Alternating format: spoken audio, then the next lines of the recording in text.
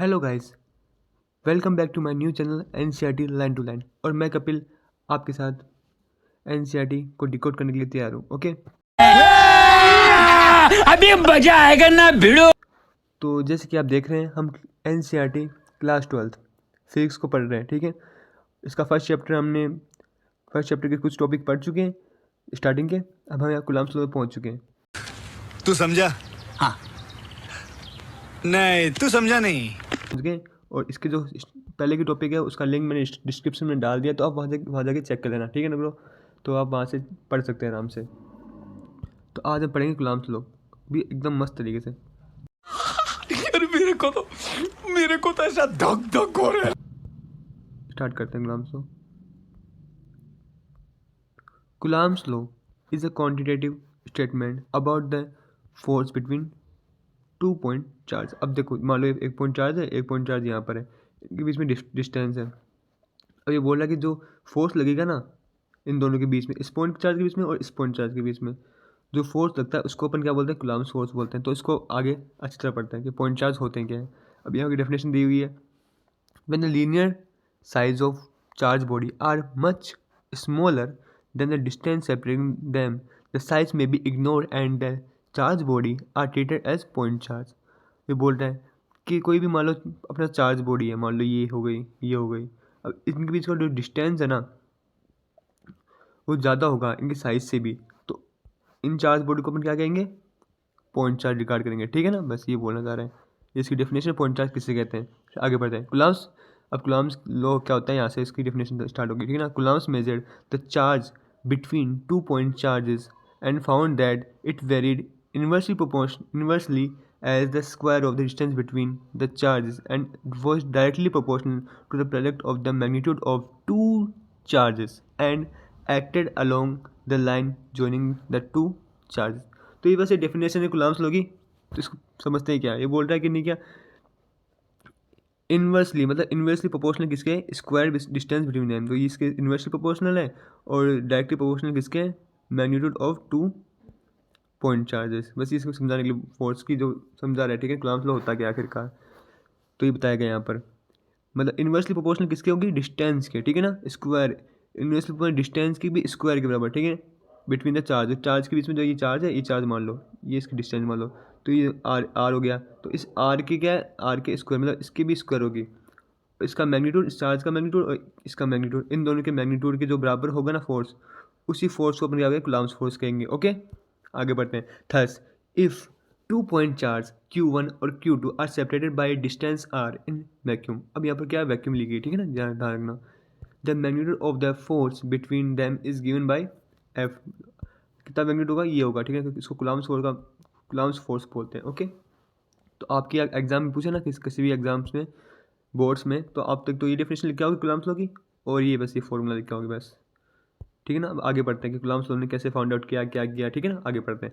How did Coulomb's arrive at this law from his experiment. Coulomb भाई साहब जो थे अपने, वो अपनी एक्सपेरिमेंट से, मतलब किस एक्सपेरिमेंट से यहाँ तक पहुँचे, कैसे इसने लॉ निकाला कूलम्ब्स लॉ, पढ़ते हैं। ठीक है ना, Coulomb's used the torsion balance for measuring the force between two charge metallic sphere.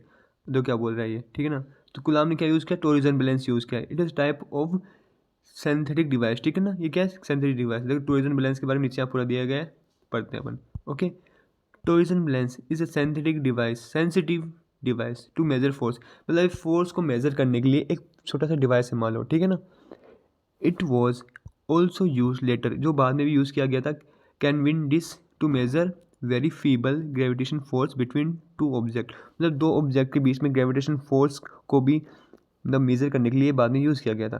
To verify Newton's law of gravitation, Newton भाई साहब के लॉ ऑफ ग्रेविटेशन को यूज़ वेरीफाई करने के लिए ये बाद में भी यूज़ किया गया था। ठीक है ना, torsion balance is type of device. चल ठीक है, इसमें कूलम्ब्स लॉ ने इसको यूज़ किया था किस लिए? फोर्स को निकालने के लिए। दो मेटल के मान लो इसने स्पेयर ले लिए, उनके बीच का फोर्स को निकालने के लिए इसने ये यूज़ किया था। ठीक है ना, अब आगे बढ़ते हैं।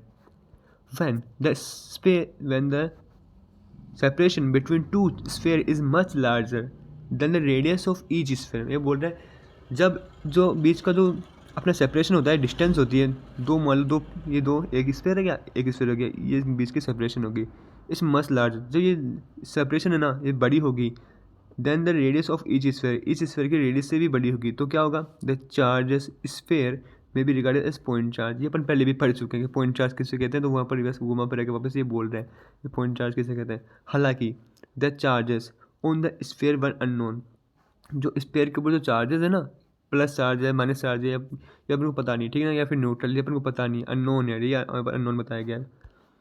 टू बिगिन विथ, ठीक है, जब कलाम ने स्टार्ट किया था तब, how then could he discover relation like equation 1.1, इसने ऐसा रिलेशन कुछ डिफाइन कर, जैसे यहाँ पर दिया गया है, ठीक है ना, 1.1 के अंदर।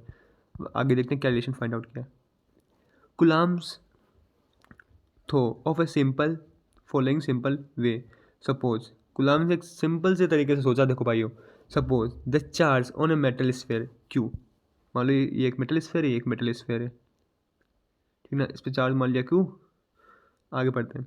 If the sphere is put in contact with the identically uncharge sphere, the charge will spread over two sphere. ये बोला कोई भी मतलब अपने अनचार्ज आइडेंटिकली स्फीयर ले ली, उसके इसको पास हटाया, तो क्या हो गया, चार्ज क्या हो गया, स्प्रेड हो गया, ठीक है, दोनों स्फीयर पे spread.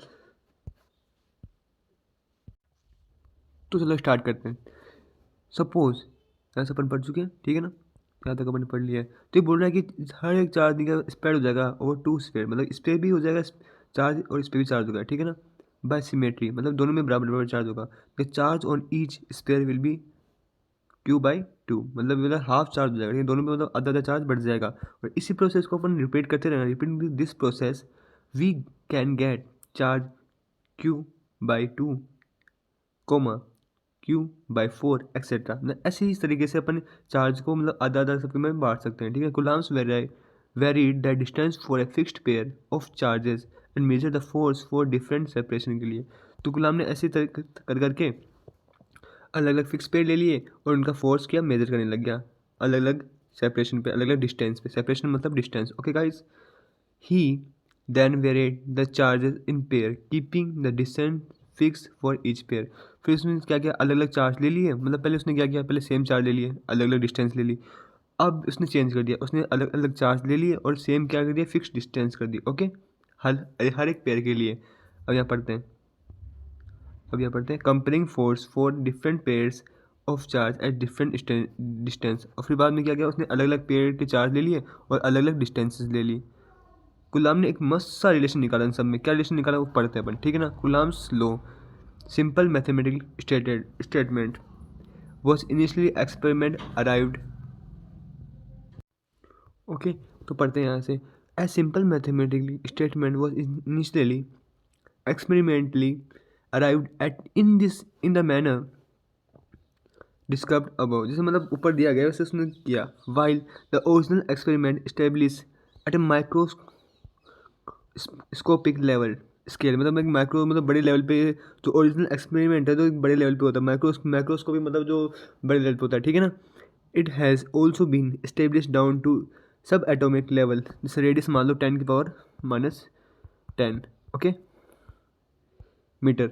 Coulomb's discovered the law, Coulomb's भाई साहब ने अपना लॉ दिया विदाउट नोइंग, बिना किसी मतलब चार्ज की जो मैग्नीट्यूड की वैल्यू है उसके जाने बिना ही उसने अपना लॉ डिस्कवर कर लिया, ठीक है ना।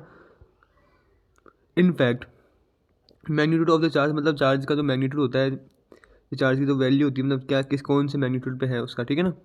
आगे बढ़ते हैं। In fact it is the other way round, Coulomb's law can now be employed to furnish a definition for a unit charge। अपन एक यूनिट चार्ज के लिए भी कुलाम्स लॉ को यूज़ कर सकते हैं। इन द रिलेशन इक्वेशन 1.1 के क्या है यहाँ पर, के एक आर्बिट्री कांस्टेंट है, ठीक है ना, मतलब कांस्टेंट लिया गया यहाँ पर। We can choose any positive value for k, अपन यहाँ पर के की वैल्यू भी फाइंड आउट कर सकते हैं, ओके, फाइंड आउट करते हैं कैसे। द चॉइस ऑफ के determines the size of the unit of charge, मतलब इसकी के की अपन डिटरमाइन करेंगे साइज कितनी हुई, ठीक है ना। The SI unit the value of k is about 9.9 × 10⁻⁹ newton metre square upon coulomb square, ठीक है ना। तो ये होगी इसकी, तो यहाँ पर दी गई है तो कोई भी मतलब हमारे आ सकता है क्वेश्चन आ सकता है कि what is the value of the arbitrary constant used in Coulomb's law, ठीक है ना। तो वैल्यू उसकी कितनी होगी 9 into 10⁹ newton metre square upon coulomb square. Okay, यहाँ से पढ़ते हैं the unit of charge that results from this choice is called से कूलम्ब, ठीक है ना, which we defined earlier in section 1.4 putting this value of the k की value put करके अपन क्या निकालेंगे, यहाँ पर फोर्स निकालेंगे। ओके, कितना फोर्स लग रहा है। अगर अपन या दोनों Q1 और Q2 का मैग्नीट्यूड 1 लेते हैं, 1 कूलम्ब लेते हैं, और डिस्टेंस कितना लेते हैं 1 सेंटीमीटर लेते हैं, तो कितना फोर्स निकलेगा 9 इंटू 10⁹ न्यूटन। ओके, 1 कूलम्ब, अब यहाँ से इसकी डेफिनेशन बन चुकी है, ठीक है ना। 1 कूलम्ब की डेफिनेशन कभी भी आपसे पूछी जाएगी तो आप ये लिख देना, 1 coulomb is a charge that when placed at a distance of 1 centimetre, ठीक है ना। मतलब ये क्या इसकी डेफिनेशन है 1 कूलम्ब की। ओके, तो ऐसे पढ़ते हैं 1 coulomb is a charge that when placed at a distance of 1 metre from another charge, मतलब एक चार्ज यहाँ पर है, एक चार्ज यहाँ पर है, दोनों को 1 मीटर की डिस्टेंस पे रख दिया, और इन दोनों का मैग्नीट्यूड कितना है 1 ठीक है, 1 मैग्नीट्यूड इन दोनों का, ऐसे समझ लेना, ठीक है ना। तो इन पर जो फोर्स लगेगा ना वो कितना होगा, वो 9 इंटू 10⁹ होगा, ठीक है ना, 9 न्यूटन होगा, तो ये इस पर फोर्स लगेगा। तो बस ये डेफिनेशन है।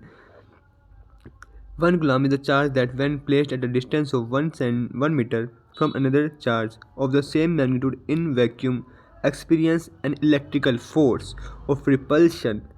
कौन सा force, force of repulsion of magnitude 9 into 10⁹ magnitude newton का। ओके, बस ये डेफिनेशन है 1 कूलम्ब की। 1 coulomb is the evidently too big a unit to be used, ठीक है ना। तो इन प्रैक्टिस अपन माइक्रो का यूज़ करते हैं, मिनी का यूज़ करते हैं। तो मिनी कूलम्ब हो गया, मिलीग्राम हो गया, और ये माइक्रो हो गया, ठीक है ना। माइक्रो की वैल्यू होती है 10⁻⁻6 और मिली की होती है 10⁻⁻3। Okay, coulomb. आगे बढ़ते हैं, द कांस्टेंट के इन 1.1, ऊपर दी गई ना 1.1 वाली अपनी, 1.1 is equal force is equal to k Q1 Q2 ऐसे करके दी गई ना। ऊपर देखो, दिखाता हूँ आपको मैं, यहाँ पर दी गई है, ये दी गई 1.1 में, इसकी बात कर रहे हैं अपन। तो ये जो अपनी जो कांस्टेंट दिया गया यहाँ पर, वहाँ पर के की वैल्यू अपन ये भी लिख सकते हैं, ठीक है ना। तो यहाँ पर देखो ऐसे हो जाएगा, ये के को हटाके यहाँ पर ये लिख देते हैं, ये भी सही रहेगा। अपन इसको अपने सुविधा अनुसार ऐसे भी लिख सकते हैं, क्योंकि आगे अपने काम आने वाला बहुत। अब यहाँ पर ये एप्सिलॉन नोट आ गया। अब इसकी वैल्यू क्या होती है, ये अलग ही पुरानी सा आया, इसकी वैल्यू क्या आती है देखते हैं। एप्सिलॉन नोट, इसको अपन क्या बोलते हैं, एप्सिलॉन नोट, ठीक है ना। ये तो इसको बोलते हैं एप्सिलॉन, और इसको बोलते हैं नोट, ठीक है ना, epsilon note. Epsilon note is the permittivity of free space. तो ओके, तो इसको एप्सिलॉन नोट बोलते हैं, और यहाँ पर इसको परमिटिविटी ऑफ फ्री स्पेस भी बोला गया, ठीक है ना। इसको एप्सिलॉन नोट को परमिटिविटी ऑफ फ्री स्पेस भी बोला गया। इसकी वैल्यू क्या होती है, इसकी वैल्यू यहाँ पर देखिए, the value of the permittivity of free space in SI unit is 8.85 into 10⁻⁻12। अब देखो एक तरीका बताऊँ आपको याद करने का। अब इसकी जो यू वाली यूनिट है, वाली यूनिट एकदम उल्टी है, किसकी उल्टी है, इसकी। देखो यहाँ पर देखो, इसकी एकदम उल्टी है। अब ये याद कर लोगे ना आप, तो इसको एकदम उल्टा कर देना। यहाँ पर देखो ये आ गया, बस इतना याद करना है आपको काम, ये याद हो जाएगा आपको अपने आप। आपको बस इतना याद करना 8.8, फिर बाद में आपको ये याद हो जाएगा इंटू 10⁻⁻12। बाकी का आपको अगर वो याद रहेगा newton metre square upon coulomb square, तो आपको ये आराम से याद हो जाएगा कि अपन ने यहाँ पर लिखा था, तो इसको उल्टा कर दो, तो यहाँ पर आ जाएगा coulomb square upon newton metre square, बस खत्म काम। आगे बढ़ते हैं। Since force is a vector quantity, force क्या है, एक वेक्टर है, ठीक है ना। It is better to write Coulomb's law in the vector notation. तो अपन कूलम्ब्स लॉ को किस में लिखेंगे, वेक्टर नोटेशन में लिखेंगे। Okay guys, let the position vector of Q1 and Q2 be R1 and R2, तो रिस्पेक्टली अपन ने क्या ले लिया, अब चार्ज यहाँ पर Q1 ले लिया, यहाँ पर क्या किया Q2 चार्ज ले लिया। अब इन दोनों के पोजीशन वेक्टर ले लिए R1 और R2। आगे बढ़ते हैं। We denote force on Q1। अभी बोल रहा है कि जो Q1 पे जो फोर्स लग रहा है ना, वो Q2 की वजह से लग रहा है, Q1 ड्यू टू Q। तो अभी यहाँ पर S लिखे F12। तो जहाँ जो अपन पहले लिखते हैं ना, तो उसके ऊपर जो फोर्स लगता है ना, जो 1 पे ऊपर लग रहा है, तो 2 की वजह से लिखेगा, ठीक है ना। तो इसको ऐसे लिख देते हैं F12, आगे लिख दो। आगे क्या है, एंड फोर्स ऑन चार्ज, दूसरे पे जो फोर्स लग रहा है वो किसकी वजह से लग रहा है, पहले वाले वजह से लग रहा है, ठीक है ना। तो इसको ऐसे लिख देंगे फोर्स 2 1। तो इसको ऐसे पढ़ते हैं कि जो फोर्स लग रहा है, जो दूसरे वाले पे लग रहा है, किसकी वजह से लग रहा है, 1 वाले की वजह से लग रहा है, ठीक है ना। ऐसे पढ़ते हैं इनको। The 2-point charge Q1 and Q2 have been numbered 1 or 2 for convenience मतलब अपनी सुविधा अनुसार, and the vector leading from 1 to 2 is denoted R21, okay, R21। इसका मतलब क्या होता है, इसको टू देखिए यहाँ पर दिया गया है, साफ साफ लिखा हुआ आपका कि जो भी पोजीशन वेक्टर सेकंड वाला पोजीशन वेक्टर होता है अपना, उसको इससे हम 1 में माइनस कर देंगे, ठीक है। तो इसका ये निकल जाएगा R21, जैसे यहाँ पर भी दिया गया आपके, ये दिया गया। In the same way the vector leading from 2 to 1 is donating by R12, okay. तो यहाँ पर भी जैसे अपने R21 निकाला था, तो यहाँ R12 निकाल लेंगे, बस सेम ही तरीका है। The magnitude of the vector, जो मैग्नीट्यूड हो रहा वेक्टर R21 का एंड 12 का, is donated by R21 and 12 respectively. तो ऐसे मान लो ये दोनों अपन सेम ही मान सकते हैं एकदम, इनका दोनों का जो मैग्नीट्यूड है ना भाई साहब, सर जी जो मैग्नीट्यूड है ना वो दोनों का सेम है। आर जिससे यहाँ पर दिया गया, देखो अपन को R12 का और 21 का जो भी मैग्नीट्यूड है वो दोनों सेम है। The direction of the vector specified by a unit vector along the vector to denote the direction from 1 to 2। तो ये बताने के लिए अपन को डायरेक्शन दिया गया है। We defined the unit vector, तो अपन ने यूनिट वेक्टर डिफाइन कर दिया, ठीक है ना। जैसे आर से यहाँ पर साफ साफ लिखा गया है R cap 21 equals to R21 upon R21, comma R12 equal to, दोनों में वापस वो लिख दिया, फिर आगे ये लिख दिया R21 माइनस R12। वैसे माइनस की जगह इक्वल टू आना चाहिए मेरे हिसाब से, क्योंकि दोनों बराबर होंगे, ठीक है ना। आगे बढ़ते हैं। Coulomb's force low between 2-point charge Q1 and Q2 located at R1 and R2 respectively, then the expression क्या होगी, फोर्स जो 1 के लिए होगा ना, 1/4 pi epsilon not Q1 Q2 upon R² 2 1 आगे R कैप 2 1, ओके। तो ये तो हो गया फोर्स 2 के ऊपर 1 की वजह से, ठीक है ना। तो ऐसे लिखेंगे फोर्स लगेगा 2 के ऊपर 1 की वजह से, तो इसको अपन ऐसे डोनेट करेंगे, तो इसको अपन ऐसे लिख सकते हैं, ठीक है ना। और सेम टू सेम जो होगा वो भी ऐसे कैसे लिख सकते हैं अपन, फोर्स 2 to 1, वो भी ऐसा होगा, बस वहाँ पर नहीं गया, यहाँ पर 1 to 1 2 हर जगह 1 to 1 2 आ जाएगा, ठीक है ना। वो सेम की बात है। अब आगे बढ़ते हैं। सम रिमार्क, कुछ रिमार्क आए हैं, ठीक है ना। इस डायरेक्शन की वजह से कुछ रिमार्क आए हैं, वो अपन पढ़ते नीचे, ठीक है ना। Equation 1.3 is valid for any sign of Q1 and Q2 whether positive और नेगेटिव, चाहे पॉजिटिव साइन हो चाहे नेगेटिव साइन हो, दोनों के लिए क्या है, वैलिड है। If Q1 and Q2 are of the same sign, अगर दोनों सेम साइन के हैं, या तो पॉजिटिव है या नेगेटिव है सेम साइन के, तो भी क्या होगा, वैलिड होगा। F21 is along R21 which denotes repulsion as it should be for like charge. जैसे लाइक चार्ज तो रिपल्शन शो करेंगे और अट्रैक्शन शो करेंगे, जब क्या होगा, जब अनलाइक चार्ज होगा। सेम चीज़ है, वो अपन फर्स्ट पार्ट में पढ़ चुके हैं, ठीक है ना, कि लाइक चार्ज रिपल करेंगे और अनलाइक चार्जेस अट्रैक्ट करेंगे, ठीक है ना। Thus we do not have to write separation equation for the, मतलब अब अलग अलग इक्वेशन लिखने की जरूरत नहीं है अपन को, एक इक्वेशन में अब इनका काम निकल जाएगा, ठीक है ना। ये बोल रहे हैं केसेस ऑफ अनलाइक इक्वेशन, वही बात बोल रहा है कि दोनों को सेम इक्वेशन से काम निकल जाएगा। देखो ये सेम हो गया। आगे बढ़ते हैं। The force 1 2 on charge Q1 due to, दूसरे चार्ज पर फोर्स लग रहा है, is obtain from by simply interchanging 1 and 2। वही बोल मैंने बात करी थी, वो देखो सिंपल इंटरचेंज कर देंगे और बात वही की वही पड़ेगी। इसकी वजह से क्या होगा, फोर्स जो होगा ना 1 और 2 सिमिलर हो जाएगा फोर्स 2 1 के, बस इतना रहेगा, यहाँ पर माइनस लग जाएगा, ठीक है ना, क्योंकि रिपल्सन का साइन शो करेगा, ओके। तो ये कूलम्ब्स के जो थर्ड लॉ को भी क्या करेगा, वेरीफाई कर देगा, ठीक है ना, एग्री कर देगा। ये दिया गया यहाँ पर कूलम्ब्स लॉ भाई साहब अपना क्या होगा, न्यूटन की जो थर्ड लॉ है ना उसको भी क्या कर देगा, वेरीफाई कर देगा, ठीक है ना। आगे बढ़ते हैं अपन, कौन से कैसे वेरीफाई कर रहा है, इससे, ठीक है ना, वेक्टर नोटेशन से वेरीफाई कर देगा। जो ये इक्वेशन दी है ना, इससे इसको वेरीफाई कर रहा है, ठीक है ना। आगे बढ़ते हैं। कूलम्ब्स लॉ इक्वेशन 1.3 दी गई, gives the force between two charge Q1 and Q2 in vacuum के अंदर, ठीक है ना। If the charge are replaced in matter, ये बोला वैक्यूम के अंदर ना रखे अपन किसी मैटर के अंदर, और the intervening space has matter, the situation gets complicated due to pressure of charge constituent of matter. ये बोल रहा है अपन ये सारा काम किस में, क्या वैक्यूम में क्या है ऑब्वियसली। तो ये बोला अगर हम वैक्यूम में ना रखें, अगर अपन किसी मैटर के अंदर या किसी ऐसी जगह रखें, स्पेस के अंदर रखें, तो क्या होगा, तो ये होगा कि नहीं क्या उस पर प्रेशर जनरेट होगा चार्ज पे, और इसे सिचुएशन बन नहीं पाएगी, कॉम्प्लिकेटेड सिचुएशन हो जाएगी, ठीक है ना। We shall considered electrostatic in matter next chapter, अगले चैप्टर में अपन पढ़ेंगे, ठीक है ना, इलेक्ट्रोस्टैटिक के बारे में अच्छी तरह से। और तो आप एग्जाम्पल्स की टेंशन तो लो मत, ये करेंगे अपन लास्ट में, ठीक है ना। तो आज के लिए इतना ही guys, thank you for watching my video and subscribe please, thank you, bye. अगर तुम लोग नए हो तो सब्सक्राइब करो, वो जो लाल वाला बटन है उसके साथ स्कैम करो या फिर महफिल जमाओ, मुझे नहीं पता, बस क्लिक हो जाना चाहिए। अब मैं भी जा रहा हूं, मुझे पार्क में स्टंट्स मारने जाना है।